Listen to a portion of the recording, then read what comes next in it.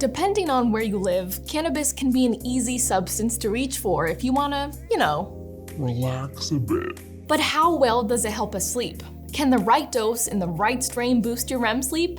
But if you're gonna do it, let's talk about how to best integrate this into your sleep routine. Hi everyone, I'm Faith. People use cannabis for all kinds of reasons, of course, but sleep is a big one. Among young adults who casually use marijuana, about 70% of them indicated they used it to help them sleep. And of those who were prescribed marijuana for medical reasons, a staggering 85% reported that they experienced better sleep. These are self-reported statistics, of course, but those numbers are tough to ignore. So what's really going on when you use marijuana for sleep? Well, it depends on how much you take and what you take. Now, two of the active compounds in weed are THC and CBD. CBD is typically used medicinally for pain and stress relief, while THC gets its reputation for being the psychoactive compound. THC typically acts as a sedative, although it can have a stimulating effect for some people, especially if you're new to using cannabis or if you're taking higher doses. In these cases, using cannabis before bed could make it take longer to fall asleep. CBD, on the other hand, usually promotes alertness at lower doses and sleepiness at higher doses. And then, it depends on the strain.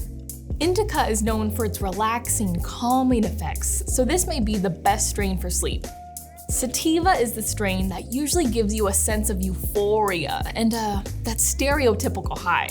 This isn't the best strain to reach for if you need to sleep. However, many people use sativa to prevent nightmares. And then there are hybrid strains, which are a mixture of indica and sativa. These may produce different effects depending on the mix. So, I don't know, experiment with it. Choosing what form of weed you take matters as well. Each form interacts with the body at different time intervals. For example, smoking or vaping may produce immediate results, while ingesting an edible or tincture may take up to 45 minutes to hit you. So if you're trying to integrate this into your bedtime routine, then keep those time frames in mind. Now, marijuana can be quite helpful for sleep, and people who use it have absolutely found it helpful. The actual scientific research was inconclusive on it.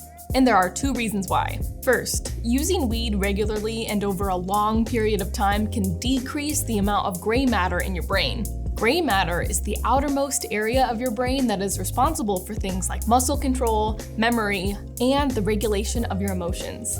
Secondly, most experts recommend cannabis use for occasional sleep help. Long-term, heavy use can actually lead to poorer quality sleep and simply less sleep overall. In fact, most people who use weed infrequently report much better sleep than those who use it frequently. It's all about moderation. Whether or not to use cannabis for sleep is a highly personal decision. There's not a ton of research on what works best, so it's important to be patient, listen to your body, and experiment a bit before settling on one thing or giving up. There's a world of positive benefits to the use of marijuana, and the effect that cannabis has on your sleep varies depending on what symptoms and conditions you're trying to combat. Now, if you're looking for a sleep aid, you may consider a small dose of melatonin instead. We have a full video on why you might take melatonin. We'll have a link in the description below. Thanks for watching, everyone. Sleep well.